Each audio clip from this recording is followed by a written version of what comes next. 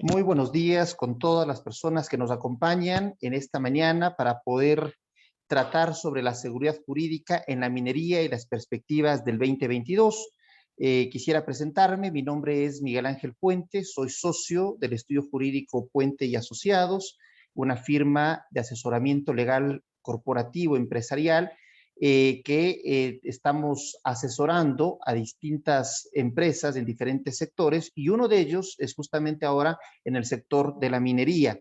El día de hoy nos acompañan dos excelentes expositores, panelistas con amplia experiencia justamente en la temática que nos convoca el día de hoy. La doctora Elisa Morán, que es asociada de Puente Asociado responsable del área de minería en el despacho, y el doctor Eduardo Rojas, quien es socio del área de Tax and Agri-Food en Ontier, Perú, firma aliada de Puente y Asociados en Perú, que igualmente con la experiencia que Perú ha tenido en el tema de minería, nos va a poder compartir algunas vivencias de lo que se debe hacer y lo que posiblemente se puede corregir o evitar hacer en el tema de minería. Así que sin lugar a dudas, esta reunión será de mucho beneficio para los asistentes. Para nosotros nos sentimos muy honrados de poder compartir con ustedes en esta mañana. Así que gracias Elisa, gracias Eduardo por acompañarnos. Y pues entremos en materia. Yo quisiera primeramente mencionar que la minería es uno de los temas de trascendental importancia, la minería y la seguridad jurídica como uno de los elementos fundamentales. ¿Qué es la seguridad jurídica? Nos preguntamos muchas veces. Necesitamos seguridad jurídica para que las inversiones se den en el país, necesitamos estabilidad normativa, necesitamos un marco regulatorio fuerte que permita precisamente que las reglas de juego no cambien en la mitad del camino, y esto es lo que un país permite que tenga más inversiones que otro. Ecuador, lamentablemente, hasta ahora, y esperamos que las cosas cambien con la política pública que se está adoptando, ha tenido unas cifras de inversión extranjera directas relativamente bajas en la región, ¿no? Ecuador a cifras del 2019, esto es antes de la pandemia, Ecuador tenía una inversión extranjera directa de 974 millones de dólares, es decir, menos de 1.000 millones de dólares, ¿no? Mientras que Perú, por ejemplo, tenía unas cifras de 8.055 millones de dólares y Colombia 14.313 millones de dólares. Es decir, la diferencia es considerable. Y ahí es cuando nos preguntamos cuál es la diferencia o cuál fue la diferencia en esos años entre Ecuador, Colombia y Perú. Y justamente eso es lo que les vamos a compartir el día de hoy. Y para eso, justamente quisiera presentar a nuestra primera panelista, la doctora Elisa Morán, quien es doctora en jurisprudencia con un posgrado con mención en especialista superior en Derecho Procesal de la Universidad Andina Simón Bolívar. Ella tiene un diplomado en alta especialización en gerencia de relaciones comunitarias y sostenibilidad del Instituto Latinoamericano de Ciencias Sociales SAC en Lima, Perú, precisamente, especialidad en asesoría legal minera, ambiental y responsabilidad social corporativa, gestión de inversiones y asesoría integral. Ha sido asesora legal en reformas a la ley de minería, el reglamento general sustitutivo del reglamento general a la ley de minería del año 2000, ha sido asesora del despacho ministerial en temas justamente de minería, ha sido asesora legal del Ministerio de Recursos Naturales No Renovables para la consolidación, sistematización e instrumentación del contrato de explotación minera, asesora externa especializada para UNACEM de Perú en el proceso de due diligence respecto al componente minero y ambiental para la compra de las instalaciones de la fábrica cementera de Lafarge Cementos en Otavalo. Como ustedes pueden ver, Elisa tiene una amplia experiencia en el sector minero y ella ahora es asociada justamente de Puente y Asociados, responsable del área de minería, así que queríamos en esta primera ocasión presentarles a todos ustedes, a quienes no la conocen, aunque yo sé que la mayoría de ustedes la conocen, pero presentarles a Elisa como asociada del despacho en temas mineros. Así que bienvenida Elisa, y gracias por estar con nosotros. Muchísimas gracias, Miguel, y bueno, muchísimas gracias a todos los que están asistiendo a este interesante conversatorio. Realmente es un gusto poder discutir los temas mineros desde un análisis jurídico, económico, que nos permita justamente visualizar y tener información importante de hacia dónde vamos en este futuro del desarrollo de la minería. Así que muchas gracias. Gracias, Elisa, a ti. Y bueno, entremos en materia. Sé que todas las personas que nos acompañan tienen muchas expectativas de poder escuchar y atender lo que tanto Elisa como Eduardo nos van a compartir con su amplia experiencia en el sector minero. Se espera que las exportaciones mineras en el Ecuador en el 2022 crezcan 40% respecto de las del 2021. En el 2021, Ecuador exportó ya productos minerales por 1.600 millones de dólares. Esto ubica a la minería como el tercer producto de exportación no petrolera en el país, después del camarón, que somos el primer exportador de camarón en el mundo, después del banano, ahora vienen los minerales. Entonces, imagínense cómo va reconfigurándose el mapa de los productos exportables del Ecuador. Esto posiblemente años atrás no hubiese sido una noticia evidente porque la minería tenía unas explotaciones menores y obviamente los productos de exportación no llegaban a estas cifras. Sin embargo, para el 2022 se espera que esa exportación de 1.600 millones crezca en un 40% y se espera una exportación de 2.238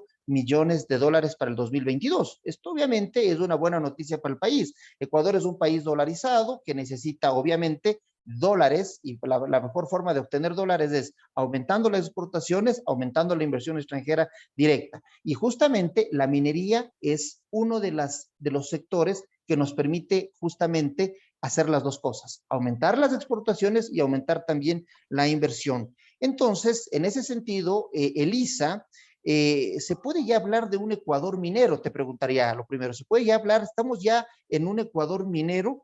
¿Y cuál es la situación actual de la minería en el Ecuador? Si nos puedes comentar, Elisa, por favor. Por supuesto que sí. Bueno, efectivamente, aquí vemos que tenemos ya un Ecuador minero.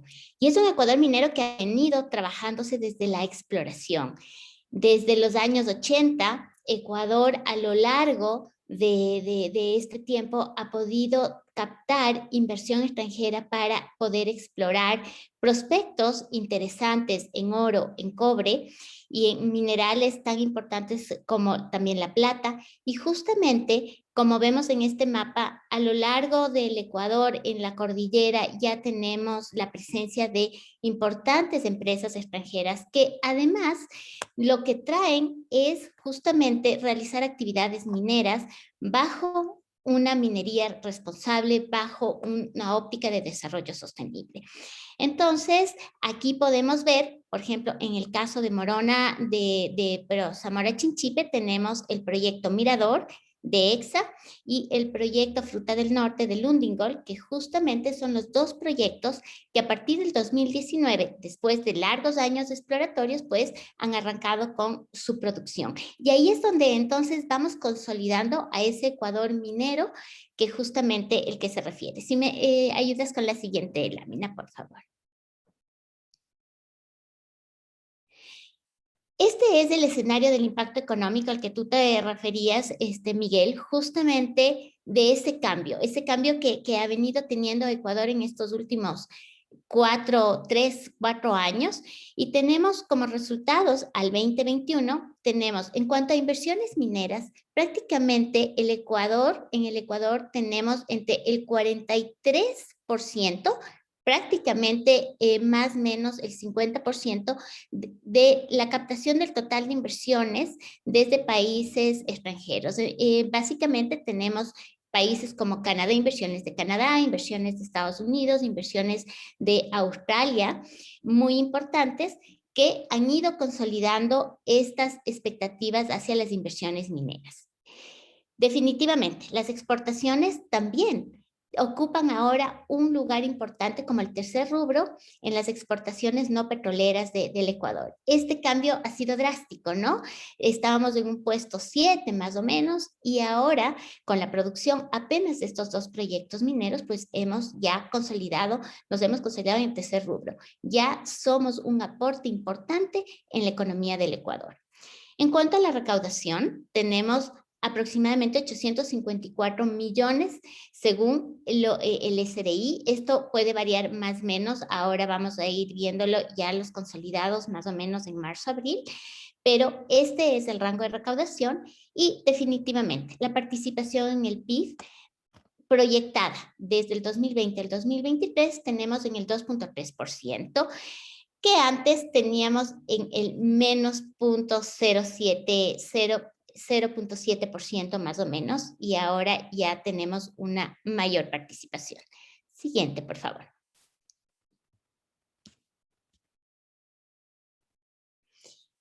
Un poco para visualizar que la minería, primero los datos anteriores a nivel nacional, macroeconómicos, pero la minería también trae grandes beneficios e impacto en el desarrollo de los cantones donde se está desarrollando. Y es el caso de la provincia de Zamora Chinchipe, ¿no? Que ha sido el mayor beneficiario. Si vemos este pie graph, podemos ver que es una de las provincias que mayor beneficio ha tenido, con 48.3 millones, que representa el 69.2% de la inversión total. Esta provincia justamente capta a estos dos proyectos, Mirador y Fruta del Norte, y ha permitido un desarrollo armónico no solo de la actividad minera, sino que a partir de la actividad minera, todo lo que constituye las actividades indirectas y que de alguna manera se constituyen una diversificación económica. Y el empleo directamente con un beneficio y un impacto positivo, ¿no? Tenemos alrededor de un total de 27.876 empleos y que están distribuidos entre directos e indirectos, justamente siendo ya una expectativa en los próximos años de llegar a la generación de 300.000 plazas de empleo a partir del desarrollo del sector minero. Siguiente, por favor. Bueno, como vemos entonces, las proyecciones económicas del 2022 de la minería son muy interesantes. Vemos entonces que tenemos inversiones esperadas por 519 millones y las inversiones de 2022 al 2026, donde justamente se van a desarrollar los siguientes proyectos que ya pasan a su fase de explotación, de producción y explotación, que se van consolidando entonces como proyectos de gran minería muy prometedores y van de la mano en el crecimiento de la productividad. Así tenemos, por ejemplo, Curipamba con 185 millones en los próximos 3 años, Loma Larga con 351 millones en los próximos 2 años, La Plata con 70 millones, Cascabel con 2.500 a 3.000 millones en 5 años, Cangrejos con 1.000 millones en los próximos 3 años. Entonces vemos que a lo largo del Ecuador tenemos tanto Cascabel en el norte como justamente Cangrejos, por ejemplo, en el sur del Ecuador. Ya se van a desarrollar estos proyectos, ya se han suscrito, como todos conocemos, los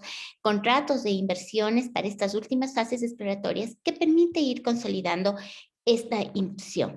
Entonces, las proyecciones son importantes y eso nos permite decir que el Ecuador ya está dentro de su era minera, de su segundo boom minero, a mi criterio, y esto entonces nos permite tener una visión a futuro en la parte de impacto económico.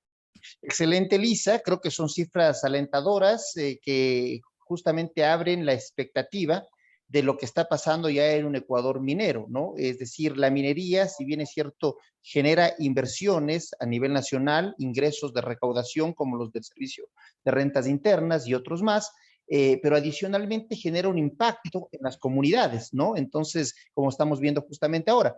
Con este escenario entonces de desarrollo económico que está brindando la producción minera a gran escala en el Ecuador, ¿cómo el Estado ha venido abordando la seguridad jurídica para las inversiones actuales y futuras? Y hago esta pregunta porque es el tema que nos convoca el día de hoy, ¿no? La seguridad jurídica para la minería.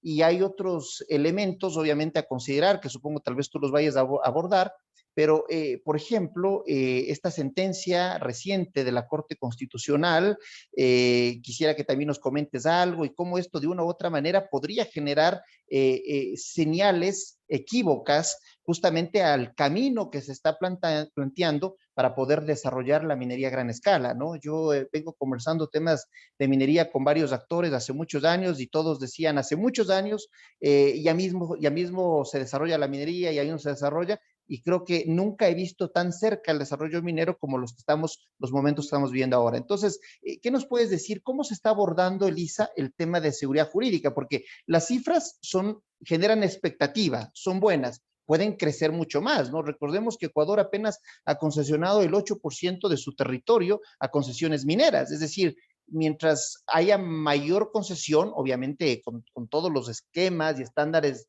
de sostenibilidad, obviamente va a haber mayor producción y al haber mayor producción habrá mayor exportación, entonces es un círculo virtuoso, ¿no? Tenemos solamente el 8% del territorio concesionado, así que la pregunta es, ¿qué ha hecho el Estado para garantizar la seguridad jurídica, Elisa, por favor? Creo que sí. Si me ayudas con la siguiente lámina, por favor, Miguel. Bueno, uno de los desafíos justamente para el sector minero es la seguridad jurídica, ¿no? La seguridad jurídica se ha convertido en un tema coyuntural y necesario de ser abordado desde varias ópticas que ya las vamos a ver, pero quería un poco poner a la seguridad jurídica en este contexto, digamos, de los desafíos de este sector, porque este va a acompañar todo lo que se genera a partir de la productividad y competitividad. ¿Qué quiero decir con esto? Que el crecimiento del sector minero nos llama justamente a un crecimiento y desarrollo productivo, pero a la vez necesitamos como país ser un país competitivo, porque tenemos que generar, en este caso, infraestructura que nos permita generar mayor exploración, captar mayor inversión a la exploración y a la exportación.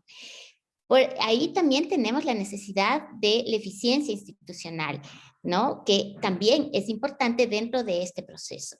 Asimismo, tenemos el desarrollo sostenible, es decir, esta inversión que tiene que necesariamente consolidarse y ser protegida y garantizada con el derecho a la seguridad jurídica. Entonces, tenemos el desarrollo sostenible desde la parte económica, social y ambiental, con un enfoque de valor compartido, es decir, un ganar-ganar, un beneficio de las partes, de los actores del sector minero, con una participación adecuada en este proceso de desarrollo de la minería y, lo más importante, una distribución adecuada de los beneficios que va a ir acompañado del tema de transparencia. Y la consolidación de los sectores asociados a la minería. Todo este contexto, todo este desafío necesariamente tiene que verse incorporado la garantía de la seguridad jurídica.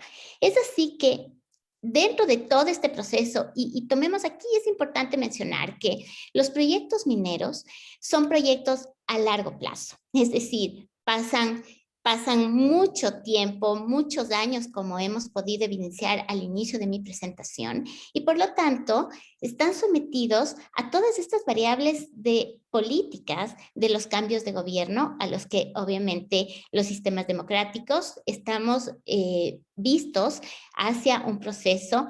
Entonces es importante cuidar los esquemas y las bases de esta estabilidad para estos proyectos mineros. En este sentido, el gobierno nacional del presidente Lasso ha emitido el decreto ejecutivo 151 que contiene el plan de acción para el sector minero del Ecuador.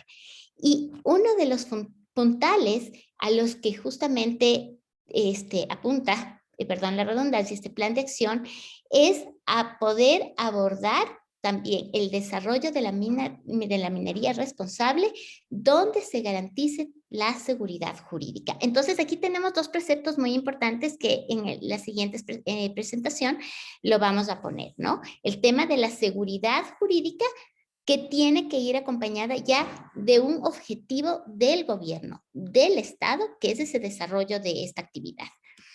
Siguiente, por favor, para seguir ilustrando tu pregunta. Así entonces, tenemos ante este crecimiento de la minería, nos vemos enfrentados, como tú decías, a varias situaciones que ponen en duda esta seguridad jurídica, que es lo que todo mundo comentamos. Este es un tema, además, que no solo estamos pasando en el Ecuador, sino en otros países de Latinoamérica, como en el caso de Colombia, como en el caso de Perú, que ya vamos a escucharle a Eduardo. Y entonces se ha convertido en uno de los desafíos más grandes de los gobiernos. ¿Por qué? Porque la industria minera se ha visto expuesta a varios momentos coyunturales y que además se han tornado políticos. Es así entonces que estos pronunciamientos de la Corte Constitucional muchas veces han tenido un contrasentido respecto de lo que quiere y el objetivo y la meta que desea cumplir el Estado a través del gobierno nacional. Entonces, Perdón que te interrumpa, Elisa, que tal vez para conocimiento de todas las personas que nos acompañan, no sé si podrías comentarnos un poco en qué consistió esta última resolución de la Corte Constitucional, que es parte justamente de lo que tú estás comentando, ¿no? Discúlpame la interrupción. claro que sí. A ver, el último pronunciamiento que tenemos de la Corte Constitucional es justamente respecto de la regulación y de cómo tienen que realizarse las actividades mineras en los bosques protectores. Pero aquí hay un tema muy interesante. La actividad minera, el marco normativo ya está establecido. Tenemos inclusive la aplicación del Código de Ambiente como una norma que está transversalmente y directamente, necesariamente que debe ser aplicada en la actividad minera. Entonces, en este sentido, la actividad minera era viable en los bosques protectores a través de un informe de factibilidad que te permitía la norma.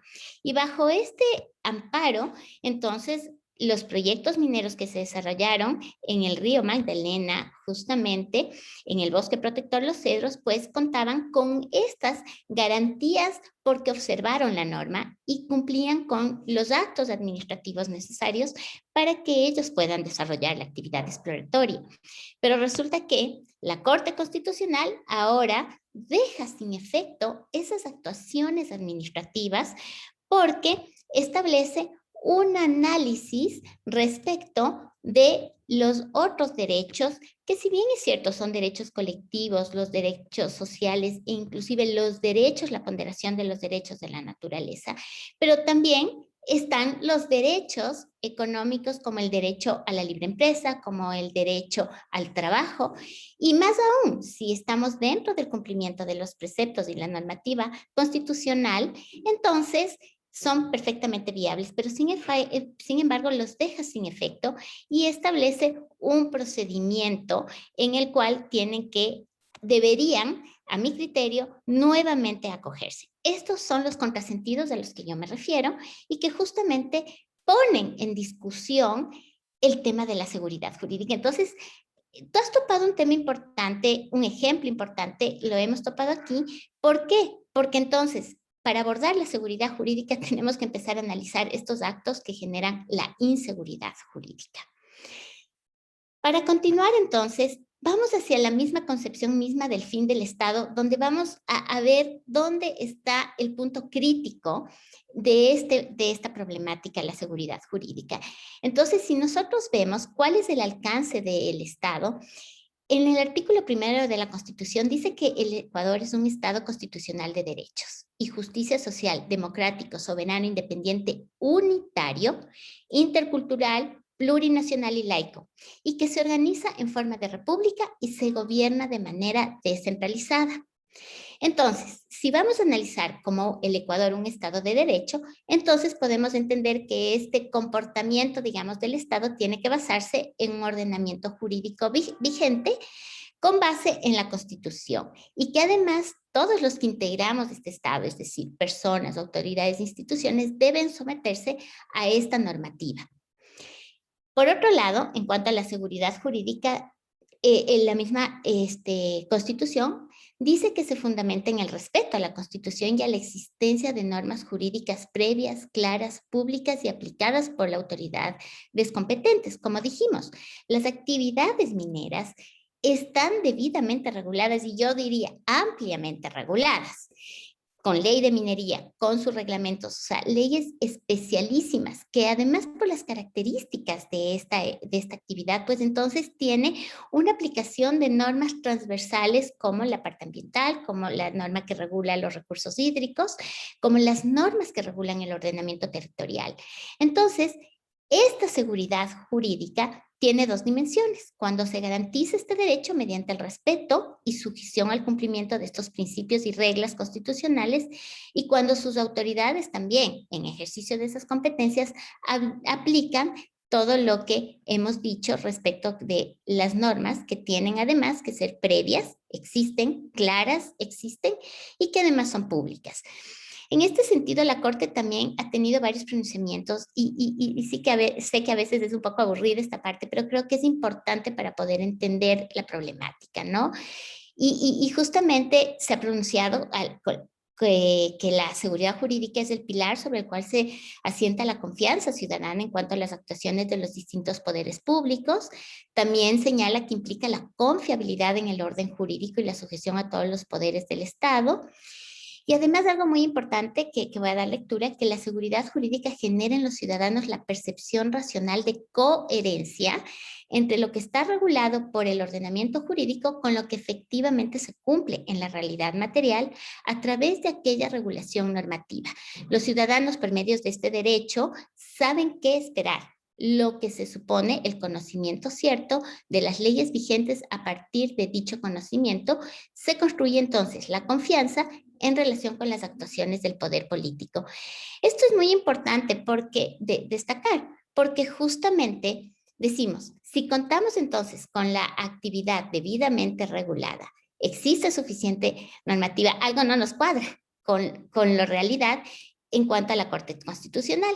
Porque no solo tenemos este caso del bosque Los Cedros, Miguel, tenemos acciones de protección que han suspendido proyectos por falta de consulta previa, como el caso de Riobambo y Sinangoe, que ya nos vamos a pronunciar. Ha dejado sin efecto los actos administrativos, como el caso de Los Cedros. Existen dictámenes favorables para las consultas populares. Aquí es muy importante tomar en cuenta esto por las implicaciones en los contrasentidos que se pueden dar, y además se genera prácticamente una pugna entre las competencias dentro del mismo Estado, y entonces hemos llegado a tener prohibiciones de la actividad minera en los GATS, como en el caso de Cuenca, como en el caso de Girón, y ahora en el caso de Quito, en aquellas áreas de influencia del Chocó andino, que ya genera no solo una prohibición a la minería metálica a gran escala, sino totalmente a la minería metálica. Tenemos resoluciones también de inconstitucionalidad parcial y total de normas que regulan actos administrativos necesarios para el ejercicio de las actividades mineras, como la Ley Orgánica de Recursos Hídricos, el Código de Ambiente y sus reglamentos. Y resoluciones contrasentido.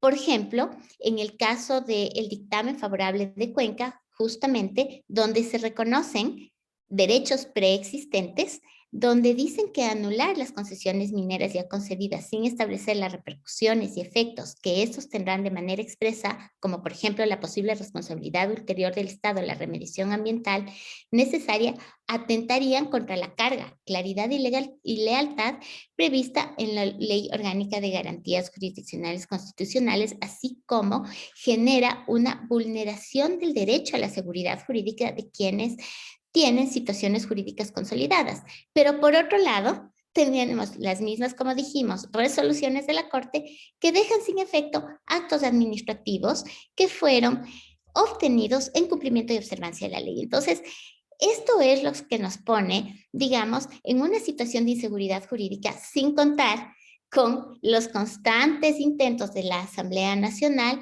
de reformar a la ley de minería, y que además es interesante porque en la misma ley de minería pretenden vedar las actividades.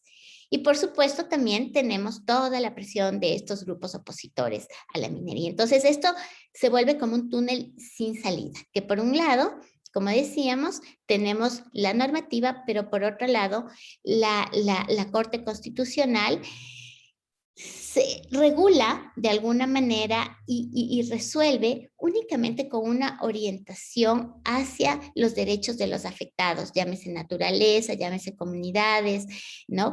Y entonces se genera de una forma una improtección o cero protección hacia una actividad productiva y económica que sí está regulada en la Constitución. Ahí radica el problema entonces, ¿no? Y si vamos a ver desde el lado legal, vemos el análisis inclusive que hace un jurista colombiano, Alex López. Él habla entonces del principio del Estado unitario y el principio de autonomía territorial. Entonces, aquí vemos que por un lado, los sectores estratégicos, que son un derecho, además del Estado que tiene para regularlos, administrarlos, controlarlos y gestionarlos, ¿no? Es un derecho constitucional que está permitido. Después, complementando lo que hemos dicho en el decreto 151, el objetivo del Estado central es desarrollar una minería eficiente y responsable ambiental y como es, y socialmente. Y por otro lado, entonces, bajo todos estos preceptos, el Estado protege los derechos constitucionales también, como la libertad de empresa y la libertad de contratación y el trabajo. Ese entonces sería el principio del Estado unitario. Pero vamos al principio entonces de la autonomía territorial. ¿Y qué es lo que pasa? Sobre texto de la autonomía territorial, prácticamente se está aplicando este principio de manera aislada del Estado unitario. Y en este punto, entonces, se vuelven contradictorios. Entonces, el rol, además de las instituciones públicas que están bajo el paraguas del Estado, también se vuelve necesario y debe ser armónico también con este principio de Estado unitario. ¿Qué quiero decir con esto? Que si el Estado entonces pretende y tiene como objetivo el desarrollo de sobre lo que él tiene un derecho, ¿qué es lo que está pasando entonces con aquellas instituciones que de alguna manera tampoco están cumpliendo ni alineándose a ese objetivo? Y me refiero particularmente a los casos del otorgamiento de licencias ambientales, ¿no? Donde se han cumplido por demás los plazos establecidos en la norma y que no se han emitido los correspondientes actos que justamente son los que generan esa seguridad jurídica como fin último de este Estado unitario. Entonces, ¿qué es lo que nos lleva a concluir en este espectro?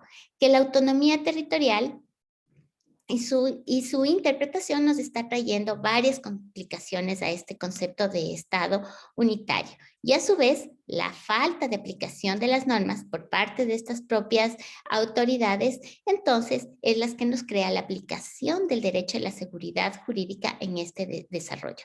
Aquí es importante señalar que tiene que primar un principio de concurrencia, que todas las autoridades en el ámbito de sus competencias deben actuar transversalmente para el cumplimiento de estos fines estatales, y este principio de coordinación, donde se vuelve armónico entonces y complementario para que pueda viabilizarse la seguridad jurídica. Entonces, este es un tema de fondo, es un tema estructural que tiene que ser abordado desde el Estado y accionado también en armonía y además con todos los actores que constituimos el sector minero.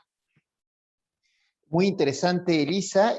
Tú te has referido justo al principio de concurrencia, el principio de coordinación, indispensables en el andamiaje administrativo y jurisdiccional para justamente generar esa seguridad jurídica, ¿no? Es decir, existen varios actores involucrados en la actividad minera, ¿no? El gobierno central, por un lado, ¿no? Los gobiernos autónomos descentralizados, los GATS, que tienen una jurisdicción territorial, los órganos jurisdiccionales, como la Corte Constitucional, como los jueces de cualquier rama que se convierten en jueces constitucionales ante una acción de protección, por ejemplo, la comunidad que está en la zona de influencia, que obviamente va a ser la que reciba el beneficio directo de la actividad minera y a la cual también hay que protegerla de los temas del impacto ambiental y todos los temas para que la actividad pueda desarrollarse de manera adecuada, y también los activistas, porque hay muchos activistas, activistas políticos, ambientales o de distinta naturaleza, unos que están a favor y otros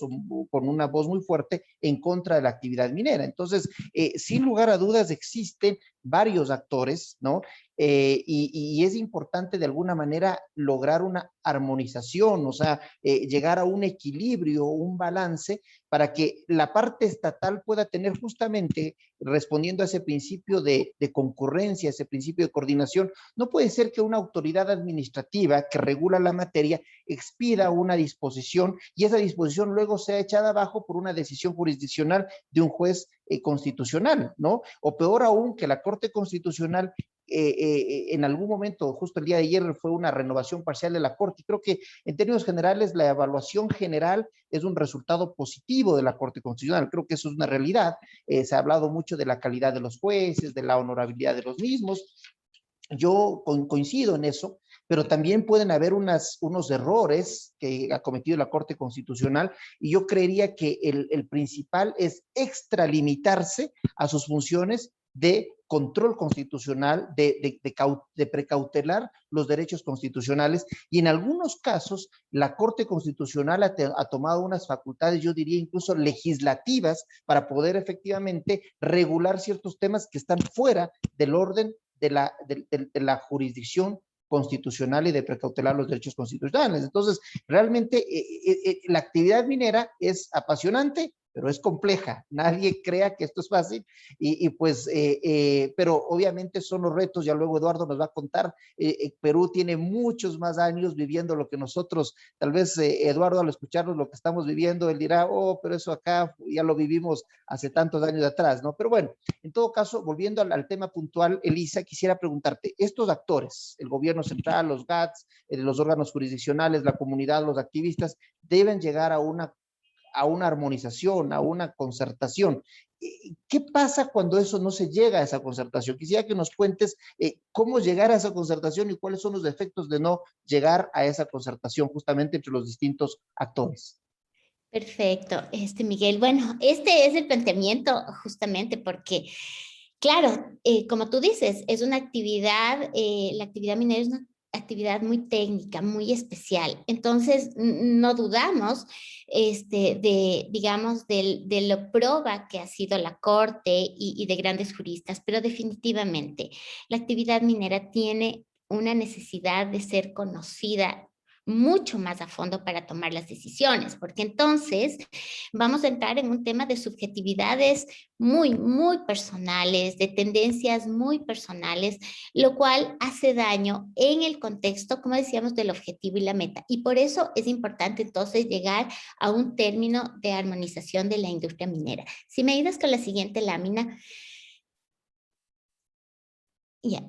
Aquí yo he sido muy visual, digamos, en esta propuesta de armonizar la industria minera, y es a través de concertar el interés general, no prohibir. Es decir, la solución no es prohibir, sino es justamente concertar, de que la normativa para su aplicación, para su claridad, tiene que ser mejorada, tiene que ser fortalecida o creada. En el caso de las consultas previas, definitivamente, eso no nos vamos a negar.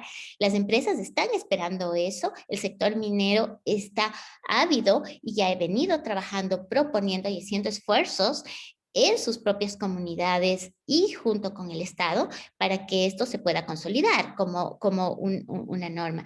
Sin embargo, aquí ya viene más allá de la ponderación. Aquí hay que poner en equilibrio, como tú has dicho, tanto a la industria minera, que es la dimensión económica, que tiene derechos también constitucionales, desde ese lado como derechos económicos, con los intereses colectivos, incluidos los de la naturaleza, los sociales, los de los pueblos indígenas, que es una dimensión social.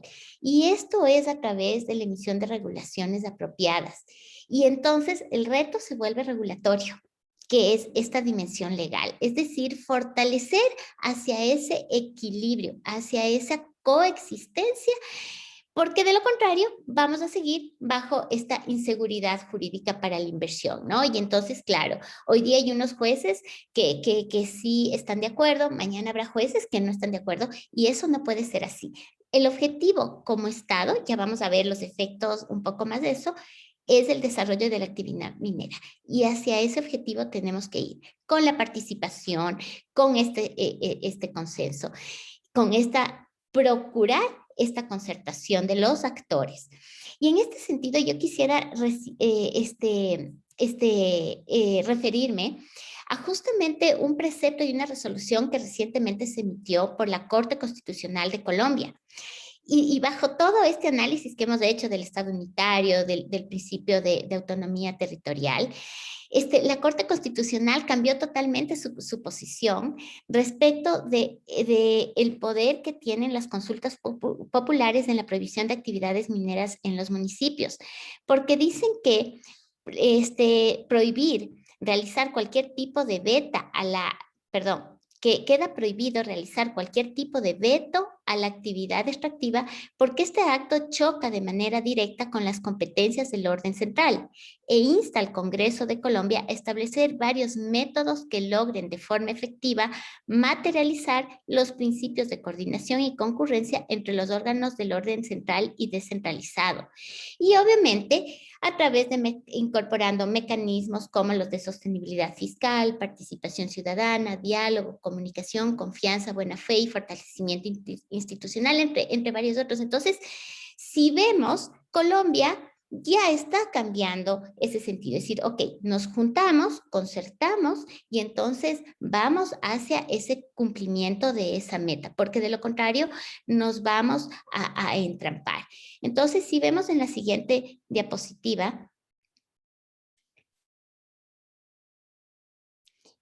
tenemos, si no llegamos a esta concertación, ahí sí tenemos efectos ya extremos de inseguridad jurídica.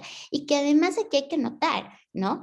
Ante la inversión, ante otros países, nosotros nos presentamos como el Ecuador, como el Estado unitario al que hice referencia al inicio. No es la Corte, no es la Asamblea, no es la Procuraduría, no es el Ministerio, es Ecuador ante unas instancias internacionales, ante la inversión. Y entonces, ¿por qué es definitivamente necesario? Entonces, aquí tenemos primero, porque los proyectos mineros, como dijimos, son a largo plazo y estas inversiones que son a riesgo, obviamente, por la seguridad jurídica requieren la confiabilidad, ¿no? Y de esta manera, si no generamos esto, entonces nos vamos hacia un tema que más bien nos va a generar de alguna manera,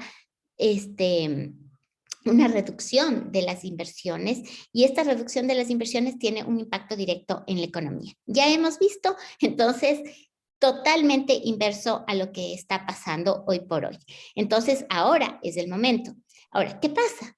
Si seguimos en esto, lo más probable es que nos estamos viendo abocados a unas posibles demandas de arbitrajes internacionales.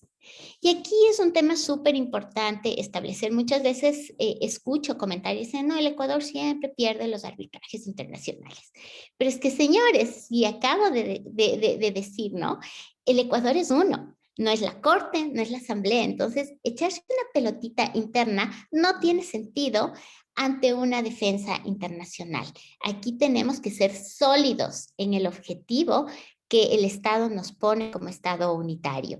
Y en este sentido hay que trabajarlo para justamente defender la seguridad jurídica. Ojo, que digo aquellas inversiones, obviamente, que están bajo el cumplimiento normativo, ¿no? No por imposiciones, que es diferente. Entonces, es importante abordar desde ese contexto también, yo diría, un poco, trabajar en el fortalecimiento interno de este empoderamiento y este comportamiento como país, como Estado unitario, ¿no? Por otro lado, claro, corremos el grave riesgo de un fomento de la minería ilegal. Y aquí es importante decir, señores, la minería no se va a acabar. Entonces, o lo abordamos dentro del contexto de una seguridad jurídica para tener una minería responsable y sostenible, o vamos a tener el desarrollo de una minería ilegal que sí genera graves impactos ambientales y sobre todo, lo que siempre yo digo, un impacto hacia la estructura social. Y si tenemos un quebrantamiento, una rotura de esa estructura social, pues estamos en graves problemas, porque eso entonces es un impacto más allá del económico, ¿no? No queremos una sociedad de que ya estamos viendo que de alguna manera se ve afectada por temas de inseguridad. Bueno, más allá de esto, sí. Perdón, interesantísimas reflexiones, Elisa. Discúlpame, solamente quiero mencionar que han sido grandes conclusiones y temas que has abordado, y en honor al tiempo vamos a continuar para poder cumplir el horario establecido. Solamente quisiera decir, me quedo con lo último que tú dijiste, Elisa. La minería no se va a acabar y eso es una gran realidad. Es decir, lo que tenemos que escoger nosotros es si queremos que haya más minería legal, sostenible, regulada, que aporta recursos al Estado central y a los gobiernos y que trabaja con las comunidades y que beneficia directamente a las comunidades, o queremos minería ilegal que no hace nada de lo anterior. No es sostenible, afecta al medio ambiente, produce una real afectación al medio ambiente, es irregular, está asociada a otros tipos de actividades ilegales y delictivas inclusive. Entonces, la minería no se va a acabar. La minería es natural, yo diría, a la actividad humana. Entonces, no sé, Elisa, si quieres dar un último mensaje, y también quiero recordarles a todos que pueden ir escribiendo en el chat box sus preguntas, porque al final vamos a poder escuchar, atender las preguntas, tanto Elisa como Eduardo. Entonces, previo a darle la palabra a Eduardo, Elisa, no sé si quieres terminar con una última reflexión. Gracias. Una última reflexión, y es decirles, aquí no estamos en el momento de decir si quiero o no minería. Aquí estamos en el momento de decir cómo aporto para que sea una minería más responsable. Ese es el punto. A eso tenemos nosotros que llegar. Entonces, por eso lo que digo, la solución no es prohibir, es concertar. Entonces, todos tenemos que hacer el esfuerzo de generar un grano de arena para que entonces lleguemos a la sostenibilidad, lleguemos económica, ambiental, social, tan importante, y en adelante ir en cumplimiento de esa meta del Estado, que es el desarrollo de la minería eficiente y sostenible. Excelente, Elisa. Muchísimas gracias. Volvemos luego contigo con unas preguntas que ya tenemos, excelentes comentarios de los asistentes, las personas que nos acompañan y nos benefician con su comparecencia y con su tiempo el día de hoy. Bueno, gracias una vez más, excelentes reflexiones. Y quisiera ahora presentar a nuestro nuevo invitado. Justamente desde Perú nos acompaña Eduardo Rojas, quien es socio del área de Tax y Agri-Food del despacho Ontier en Perú, una firma internacional española que tiene presencia en varios países en Latinoamérica y en Europa. Y justamente Eduardo es socio responsable del área de Taxis y Agri-Food, como he mencionado. Es graduado en Derecho por la Universidad Nacional Mayor de San Marcos, con estudios de MBA en la Universidad del Pacífico, incluyendo cursos de formación ejecutiva en McDonough School of Business en Georgetown University, también en el ESADE, en Derecho Corporativo y Finanzas en ESAN, y en Derecho de Agronegocios de la Universidad Austral de Argentina. Cuenta con cerca de 15 años de experiencia en asesoría tributaria integral a empresas transnacionales y locales. Es destacado recurrentemente como abogado de referencia en su materia por el directorio Chambers and Partners entre el 2016 y el 2020, además del directorio Legal 500 en el 2019. Es miembro activo del Instituto Peruano de Derecho Tributario y cuenta con experiencia previa en CMS Grau, Deloitte y Ernst Young. Podemos ver igualmente que, al igual que Elisa, que tiene una amplia experiencia en el sector, justamente Eduardo tiene una amplia experiencia también en el sector de impositivo y de agri-food, y también ha estado relacionado obviamente con actividades mineras en un país como Perú, que tiene un gran potencial minero. Recordemos, solamente para ponernos en contexto, Perú es el segundo productor de plata, cobre y zinc a nivel mundial. Es el primer productor de oro, zinc, estaño, plomo y molibdeno en América Latina, y Perú tiene un importante potencial geológico. Es el primer país en el mundo en reservas de plata y se ubica entre las primeras ubicaciones en otros metales básicos. También es tiene un gran potencial en minerales no metálicos, también conocidos como minerales industriales, tales como el mármol, travertino, diatomita, bentamita y boratos y otros. Es decir, toda la riqueza en minería que tiene Perú es muy vasta. Entonces, solamente para mencionar, Ecuador, los ingresos, las exportaciones de la minería en este momento están bordeando el 1.5% del PIB. Ese es el aporte minero al PIB nacional, ¿no? Y se espera obviamente un crecimiento en los próximos años. En Perú, el PIB minero total es del 15%, es decir, 10 veces más que el aporte de la minería en Ecuador. Obviamente eso demuestra naturalmente el gran desarrollo de la minería en el país vecino. 10% directamente de la actividad de explotación minera y 5% de aporte al PIB de los proveedores del sector minero.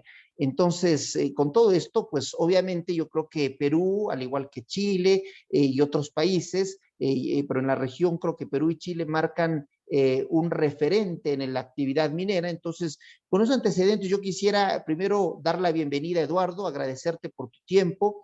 Gracias a ti en lo personal y a Ontier, firma igualmente aliada en Perú, por haber separado este tiempo para poder ilustrarnos. ¿Cuáles consideras que serían las lecciones aprendidas en Perú, lo que se debe hacer y lo que no se debe hacer para asegurar un desarrollo sostenible de la minería legal que permita ese balance entre la industria minera y el interés general?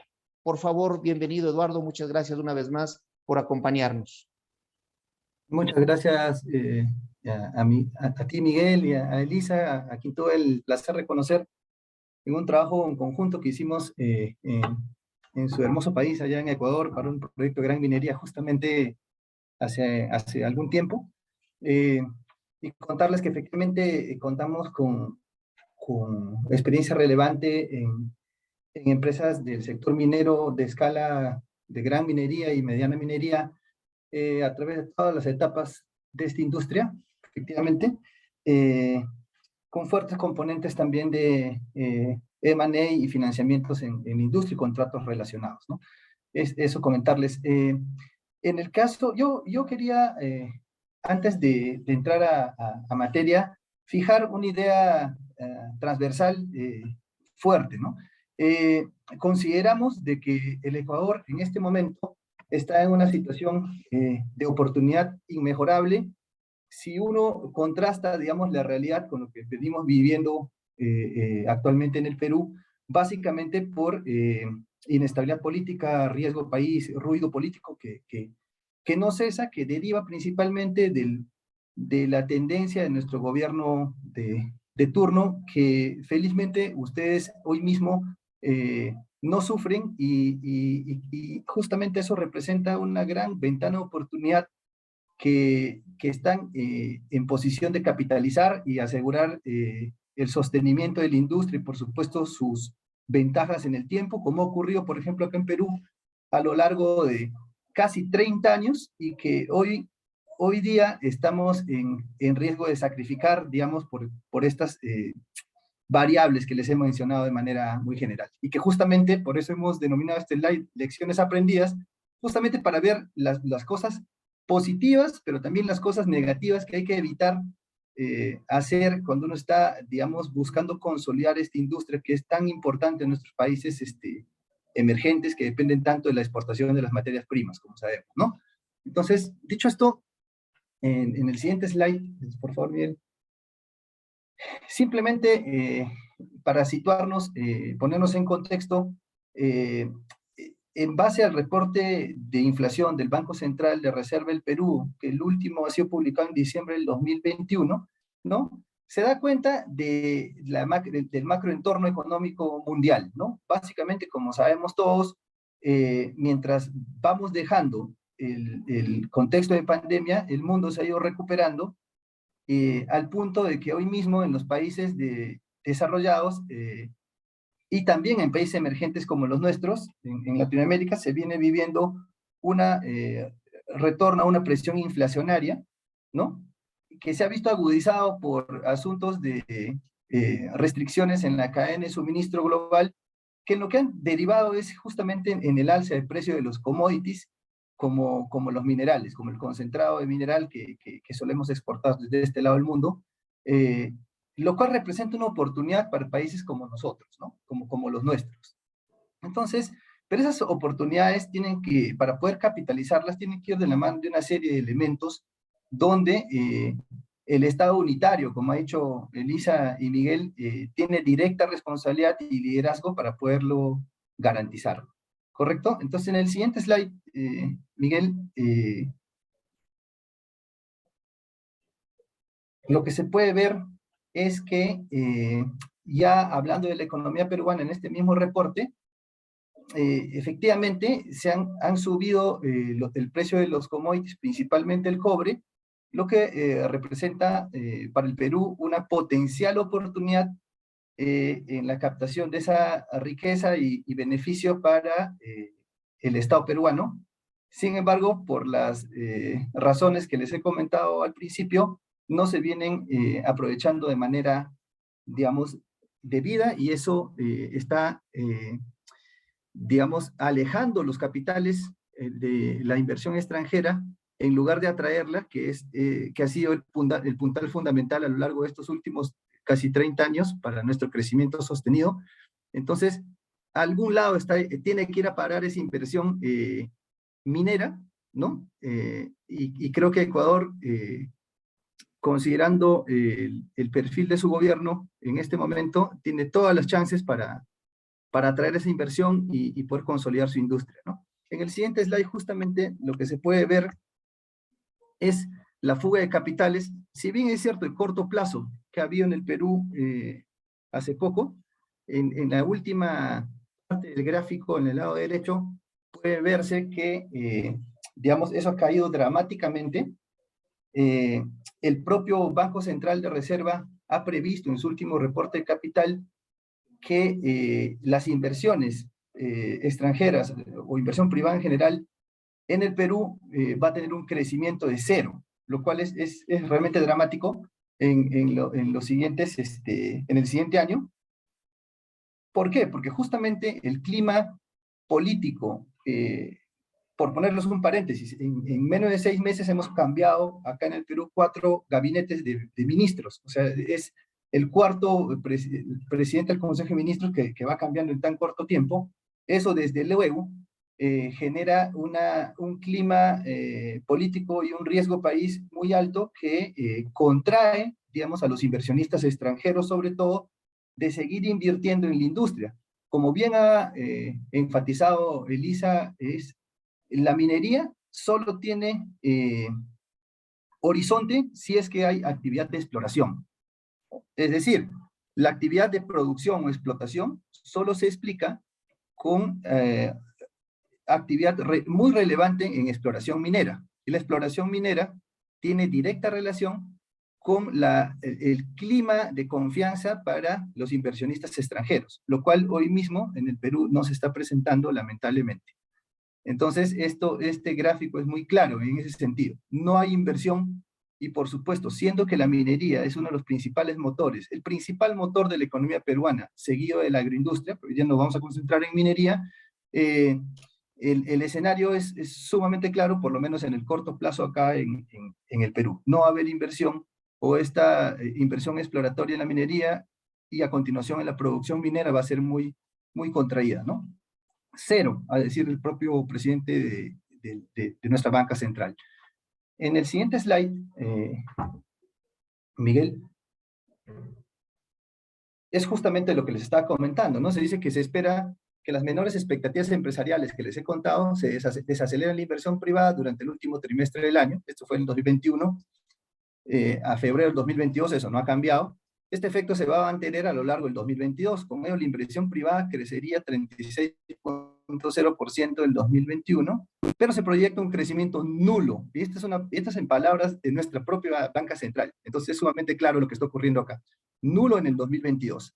Entonces, como les decía, esa inversión muy tranquilamente podría ir a parar al Ecuador con una política de Estado minera clara y predecible de parte del Ecuador, ¿no? En el siguiente slide, Miguel, por favor. Les quería poner un ejemplo de lo que viene ocurriendo a nivel de proyectos de gran minería acá en el Perú. Por ejemplo, este aviso es del día de ayer y hace referencia, nosotros le vamos a compartir esta presentación junto con la de Elisa seguramente, pero básicamente lo que van a poder ver acá es que la sociedad, el gremio de minería, petróleo y energía del Perú da cuenta de un segundo cierre temporal en uno de los 2 proyectos más grandes de gran minería en el Perú, que es el proyecto Las Bambas, y básicamente se explica, es un tema muy complejo, pero uno podría decir que se explica en razones de conflictividad social que hacen que la unidad minera se vea forzada a cerrar. Esto, por ejemplo, es un aviso de un nuevo cierre que se va a producir desde ahora, por unos 15 días por lo menos, pero hace muy poco, hace menos de un mes, este mismo proyecto minero tuvo que cerrar por las mismas circunstancias. Entonces, el clima, digamos, político, digamos, está enrarecido, no solamente a nivel del macro, sino a nivel local también. Por ejemplo, en esa unidad minera, el movimiento antiminero es muy importante también acá, y se ha visto, digamos, potenciado justamente porque nuestro ejecutivo es, digamos, de una tendencia similar en este momento, ¿no? Para dar cuenta de lo que representa la minería en la inversión privada, acá lo que se puede ver es, en el color rojo, es más o menos el nivel de la inversión minera respecto al total de la inversión privada. Entonces, como les adelantaba, la minería en el Perú es el principal motor, el segundo es la agroindustria, pero la minería es sumamente relevante porque, como ha dicho Miguel hace un momento, representa en promedio más o menos el 10% de nuestro Producto Bruto Interno en los últimos 10 años, en un promedio de 10 años, y nuestro Producto Bruto Interno, en el último reporte de nuestro Ministerio de Economía, se ha estimado más o menos en 572.000 millones de soles. Entonces, el 10% es realmente muy significativo. Y este 10% del PBI repercute, desde luego, en la recaudación fiscal, ¿no? Básicamente por impuesto a la renta y otras cargas que tiene la minería en el Perú, y que se traduce en la justificación de mucho gasto público.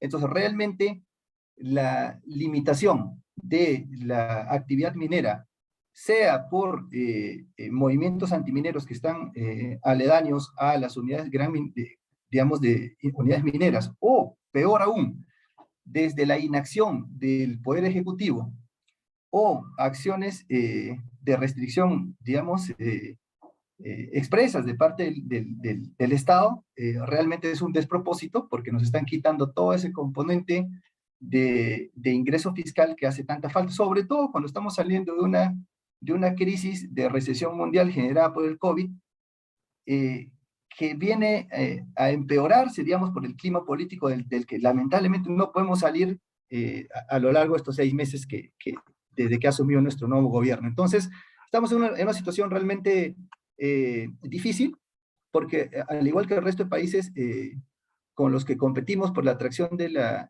inversión minera, tenemos asimismo, en forma adicional, la crisis política, ¿no? Entonces, todo esto pues, se traduce en que la inversión minera no se está generando. Esto es un poco lo que les explicaba. Nuestra actividad minera, respecto de un promedio de 4% de nuestro crecimiento económico, se explica casi todo el crecimiento. Por ejemplo, acá se puede ver, es muy claro, el 3.9 de ese 4% del crecimiento promedio se explica justamente por la actividad minera. Es decir, si es que no hay inversión en la actividad minera, no vamos a crecer más. Y la actividad minera, básicamente, el crecimiento se explica en nuevas inversiones mineras. Más adelante, por ejemplo, aquí hago un breve paréntesis, nosotros tenemos una cartera de proyectos mineros de alrededor de 57.000 millones de dólares, de los cuales, más o menos, acá les voy a dar el dato, de los 56.158 millones, es en la última estimación. De estos 56.000 millones, 26.000 millones, es decir, más de la mitad, se explica justamente en inversión exploratoria. ¿Y por qué es tan relevante la inversión exploratoria? Porque los nuevos proyectos productivos justamente parten de la inversión exploratoria. Si es que no hay una política minera articulada adecuadamente y se restringen las inversiones exploratorias, básicamente el resultado es previsible. No va a haber nuevos proyectos que terminen generando mayor riqueza, mayor recaudación e ingresos fiscales al país, ¿no? En el siguiente slide, Miguel, justamente es lo que les acabo de explicar. Acá se puede ver de manera gráfica los proyectos mineros, digamos, existentes, ¿no? Y cuánto representan en el crecimiento de nuestro PBI anual promedio, ¿no? El siguiente slide, y lo que trata de mostrar en este estudio del Instituto Peruano de Economía, que fue encargado por la Sociedad de Minería, que es el gremio minero más importante acá en el Perú, es que un poco de qué se trata este slide. El Perú desde el año 92 que se aperturó a los mercados, ¿no? Básicamente garantizando la libre circulación de divisas, la seguridad jurídica, que es tan importante, y la igualdad en la protección de los inversionistas extranjeros frente a los inversionistas nacionales, básicamente ha generado riqueza desde entonces hasta la fecha, a lo largo de casi 30 años, como les digo, fundamentalmente porque se abrió al mercado exterior. Y principalmente esa apertura se ha explicado por la industria minera, la exportación de concentrado mineral. Entonces, acá en esta torta lo que se puede ver es que casi el 60% de nuestra exportación total se explica justamente en las exportaciones mineras, ¿no? Exportaciones tradicionales.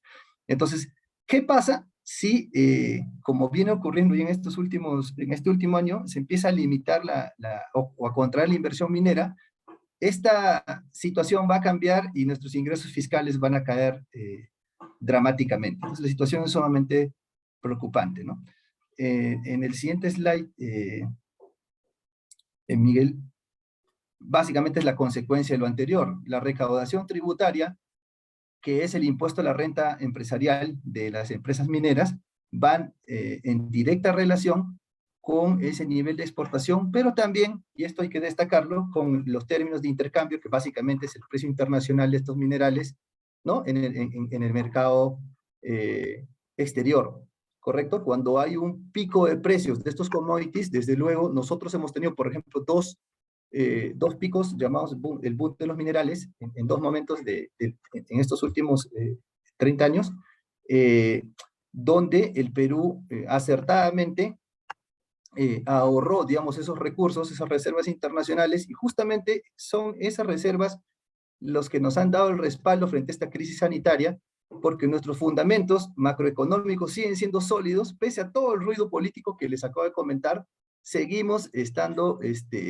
digamos, fuertes desde un punto de vista macroeconómico. Y acá me quiero detener para destacar dos ideas fuertes, ¿no? Escuchando a Elisa y a Miguel, ustedes están frente a un reto de crecimiento de la industria, consolidación y crecimiento.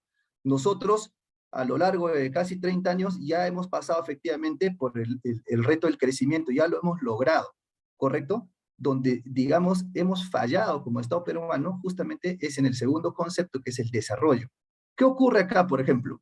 La recaudación tributaria a partir de la industria minera es tan relevante para nuestro país que justifica sus fundamentos macroeconómicos que les acabo de contar. Sin embargo, lo que sigue siendo un reto, y justamente ha derivado en conflictividad social, y finalmente en el gobierno que hoy día tenemos, es que no se ha trabajado adecuadamente en el desarrollo de las comunidades, sobre todo aledañas a las unidades mineras de producción.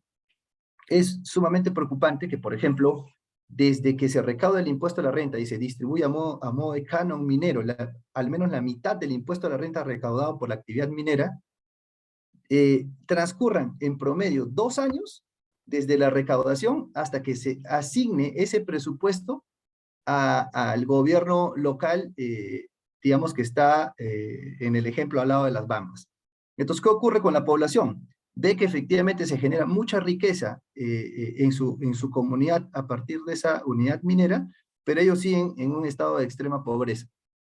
Hay una relación, la verdad, nefasta, que mientras más riqueza se genera en la recaudación, más pobreza se genera justamente en esas comunidades, lo cual para un poblador de a pie es totalmente absurdo, y justamente eso es aprovechado por, digamos, organizaciones que tienen incentivos para motivar la conflictividad social. Eso es lo que hay que evitar. Eso es todo un reto, inclusive en la última convención minera, que es muy relevante, llamada Perú-Min acá en el país, se ha dado cuenta de eso, justamente, justo antes de que ocurran las últimas elecciones. Entonces, yo creo que ya bastante a destiempo, y es lo que estamos sufriendo en este momento, ¿verdad?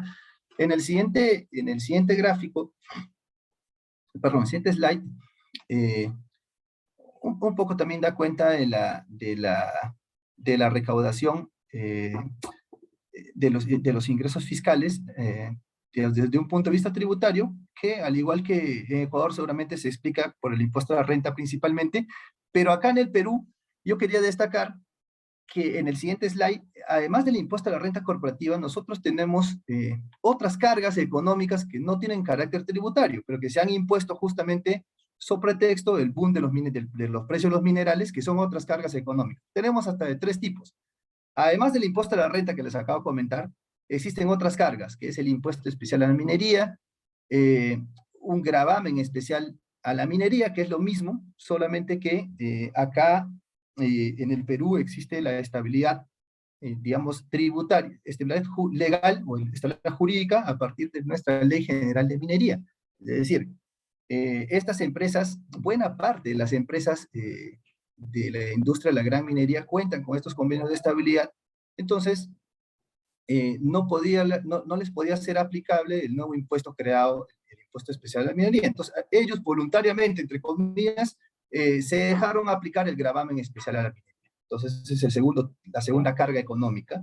Y finalmente están las regalías mineras, que como saben es un precio, no es un tributo.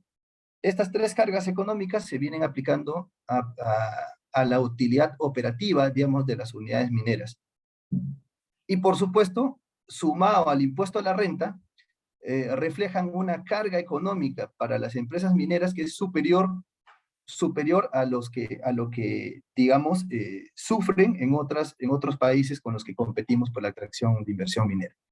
Entonces, dicho todo esto, que es en términos estadísticos y de macroentorno global y peruano, que deja claro, digamos, por qué situación estamos pasando, y por supuesto se traduce en una oportunidad inmejorable, como les digo, para el Ecuador, en atraer y capitalizar esta oportunidad y por consolidar el crecimiento de su industria, pero sin descuidar el desarrollo, porque justamente ahí viene el problema. A veces uno se concentra solamente en el crecimiento y descuida el desarrollo de las comunidades, sobre todo aledañas a las unidades. Entonces, es un trabajo que en realidad de saque debe hacerse en simultáneo para no sufrir las consecuencias como las estamos sufriendo nosotros hoy en día.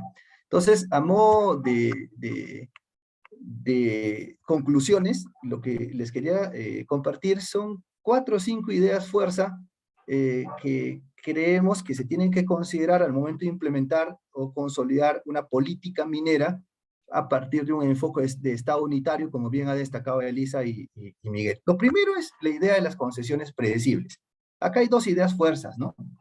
La primera es que se trate de un procedimiento objetivo y claro, que no esté sujeto a discrecionalidad del Estado.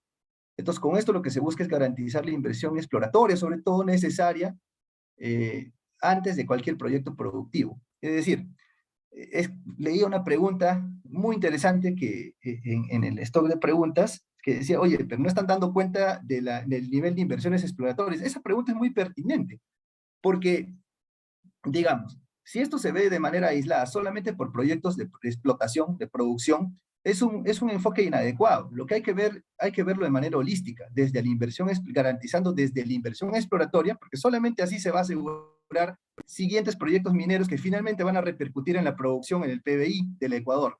Si es que no se ve de esa manera, es un enfoque incorrecto.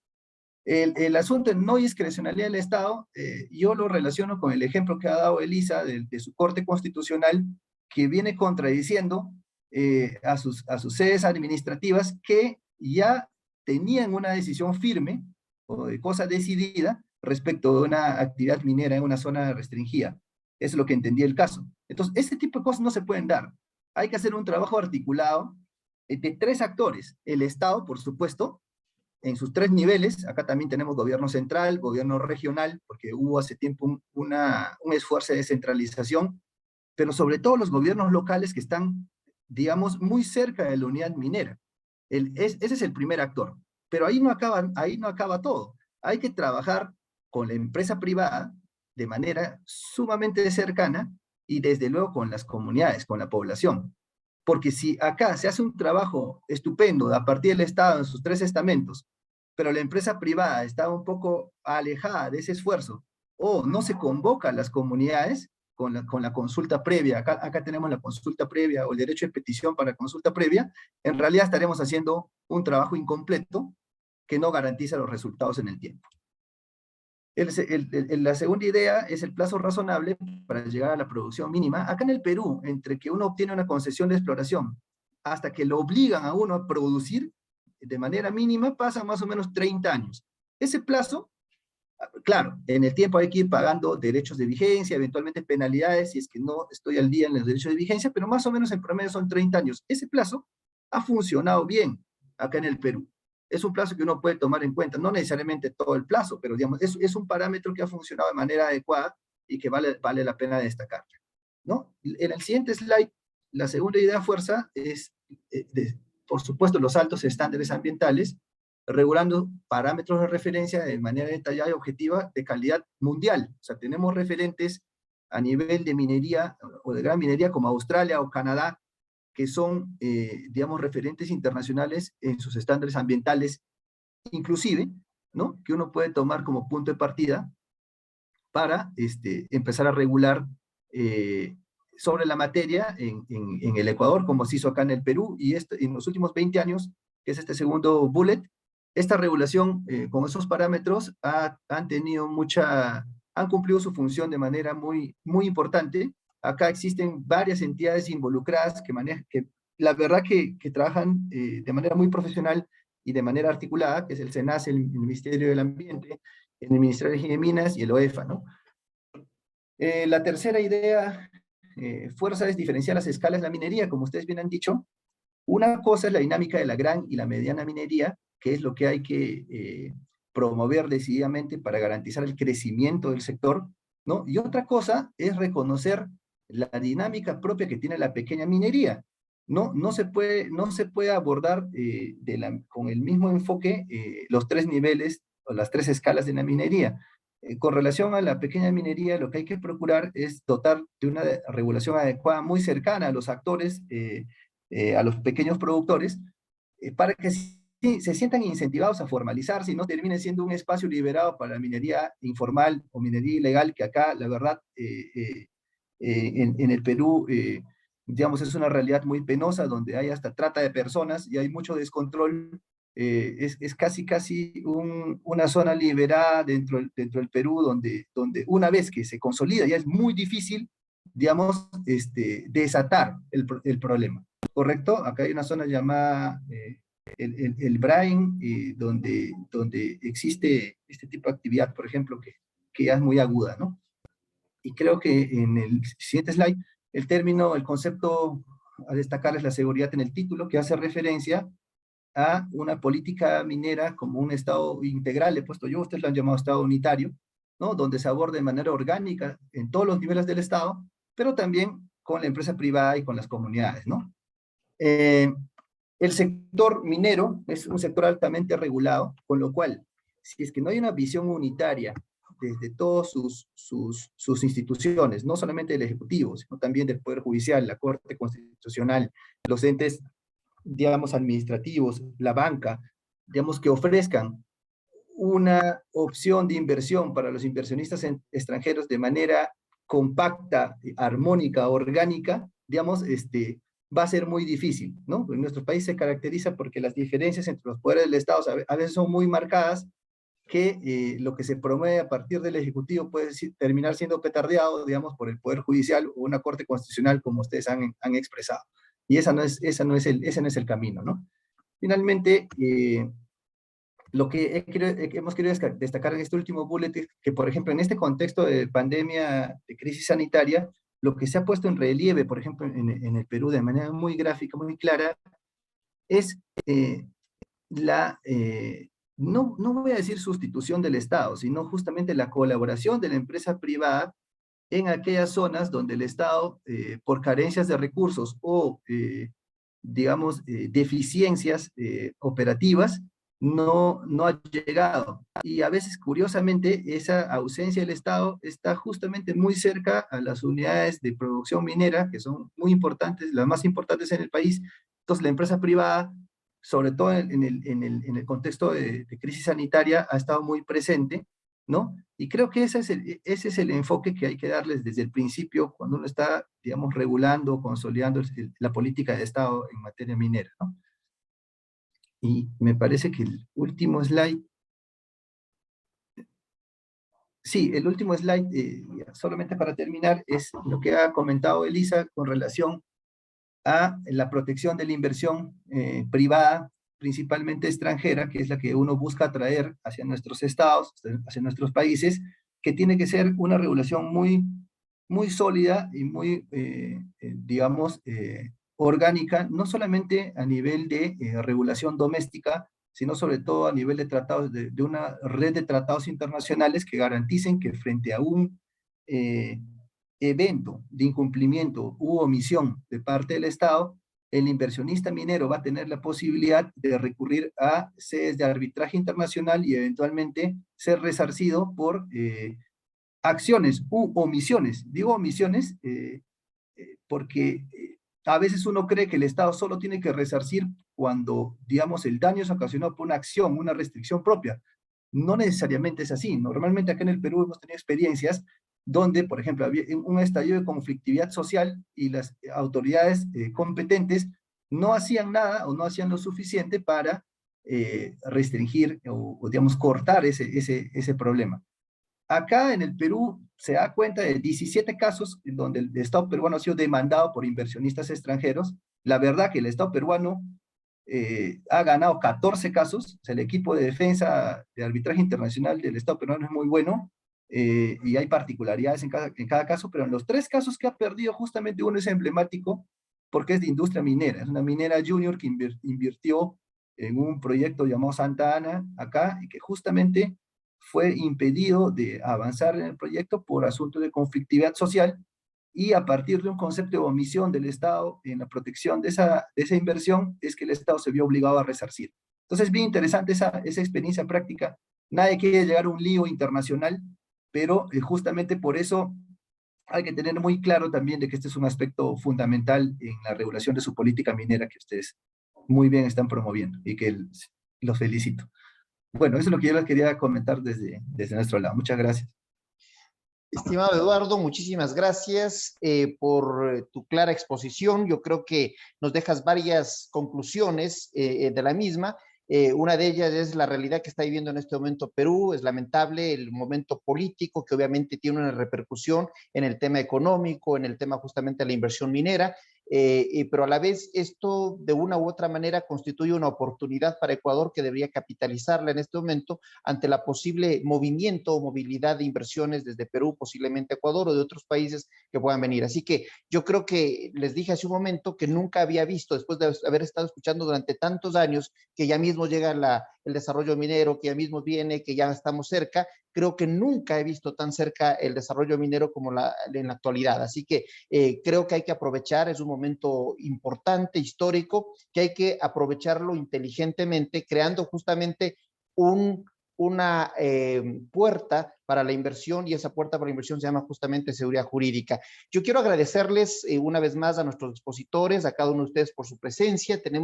Gracias igualmente por los generosos comentarios que hemos recibido de parte de los asistentes sobre la calidad de los expositores y quisiera solamente abordar rápidamente unas preguntas.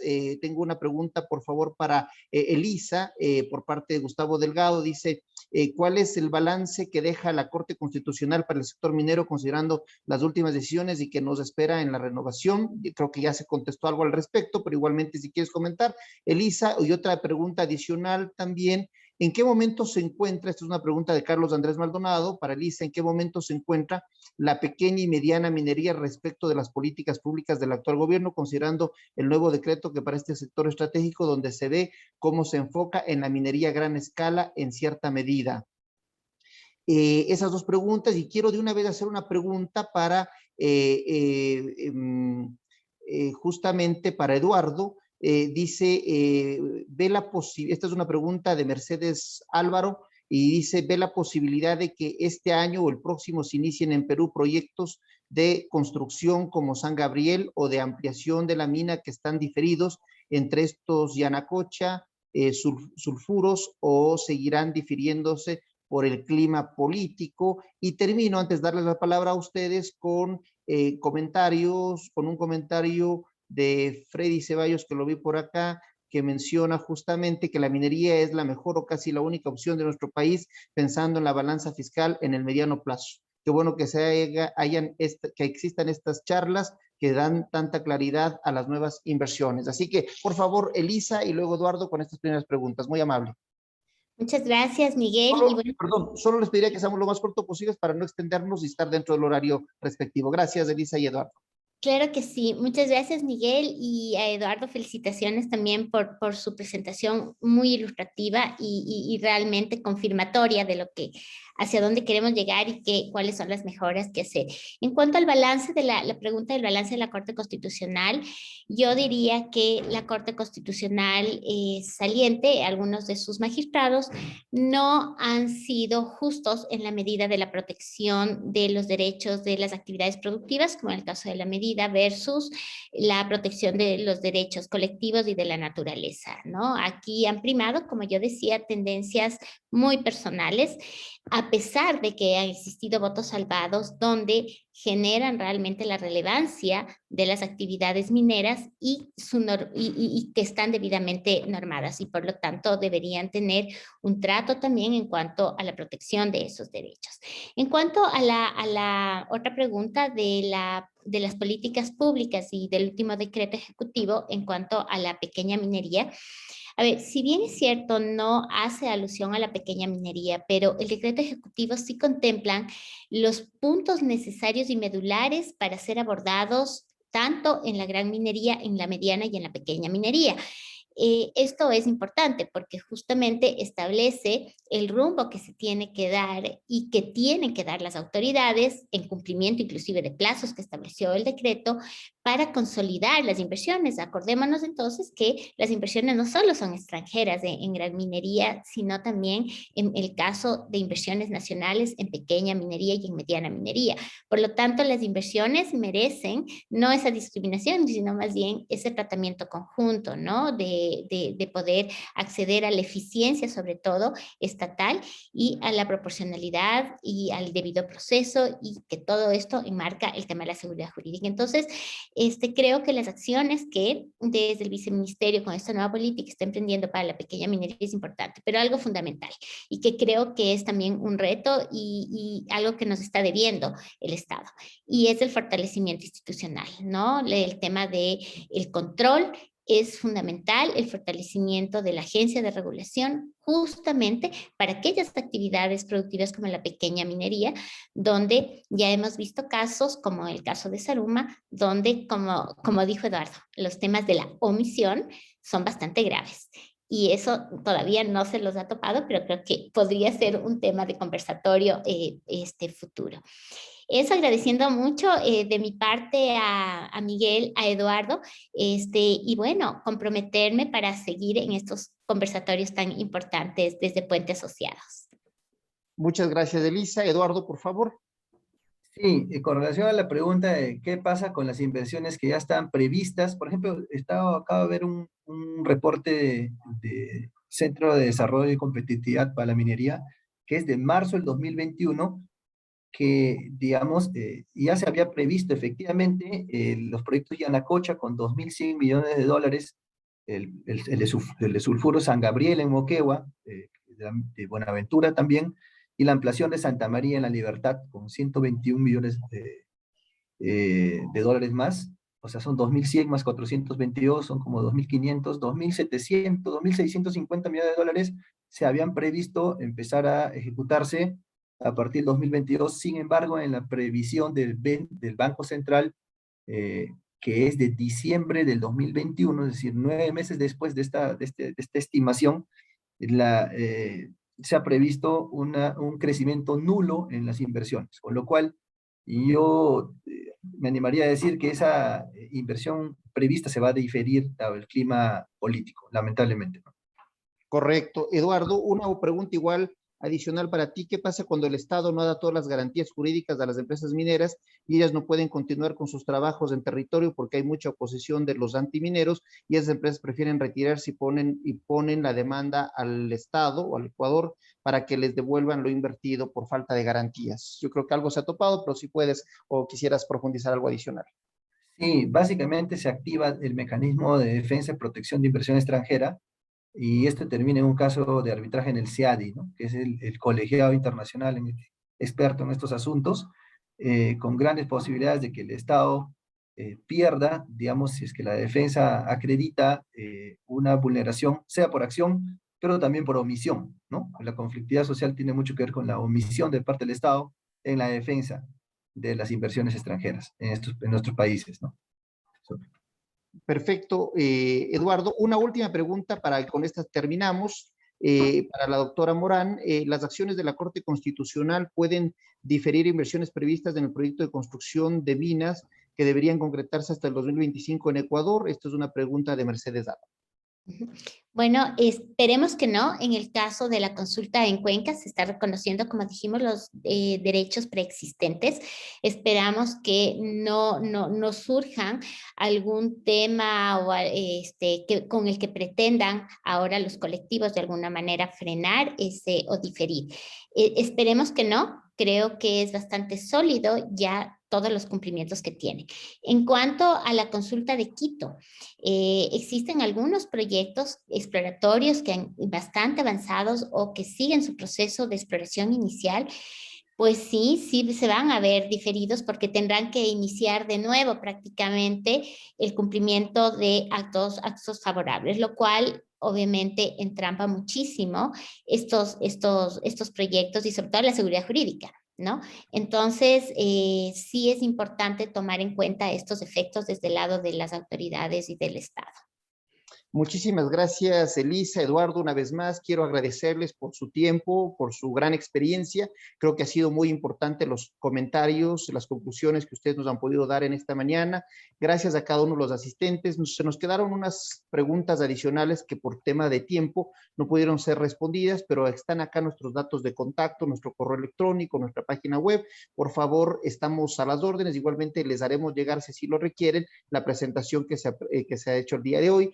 Queremos agradecerles, igual si tienen alguna sugerencia, algún tema particular en el tema minero que quisieran que podamos abordar en una próxima oportunidad, estamos a sus órdenes desde Puente y Asociado Estudio Jurídico. Es un gusto poder compartir con cada uno de ustedes. Gracias igualmente a Ontier, firma de Perú, que en este momento representa a través de Eduardo Rojas, nos ha acompañado.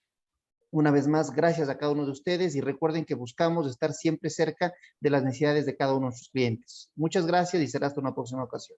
Un abrazo a todos. Hola. Gracias. Adiós, Gracias. gracias. Gracias. Adiós. Gracias a ustedes, ¿no?